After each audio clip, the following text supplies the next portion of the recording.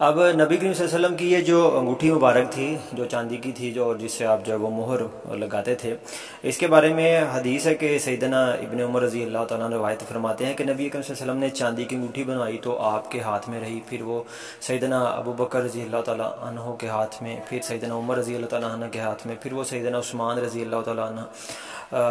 عنہ کے ہاتھ میں آ گئی، یہاں تک کہ عریس کے کنویں میں جا گری۔ اس کا نقش محمد رسول اللہ تھا۔ صحیح بخاری میں ہے جی کہ سیدنا عثمان رضی اللہ تعالیٰ عنہ کے پاس یہ انگوٹھی 6 سال تک جو ہے وہ رہی، اور نسائی میں جو ہے وہ ایک حدیث ہے کہ یہ مہر جو ہے یہ حضرت عثمان رضی اللہ تعالیٰ عنہ کے پاس ان کے خلافت کے 6 سال تک رہی۔ جب مقدمے زیادہ ہو گئے تو حضرت عثمان رضی اللہ تعالیٰ نے یہ انگوٹھی جو ہے وہ انصار کے آدمی کے حوالے کر دی، وہ اس کے پاس بطور مہر استعمال ہوتی رہی تاہاں کہ اس سے ایک کنویں میں جو ہے وہ گر گئی، پھر تلاش بسار کے باوجود نہ مل سکی۔ جبکہ صحیح بخاری کی حدیث ہے کہ سیدنا عثمان رضی اللہ تعالیٰ عنہ ایک دن عریس باغ کے کنویں کے اوپر جو ہے وہ بیٹھے ہوئے تھے، تو آپ نے انگوٹھی نکالی اور اس سے کھیلنے لگے،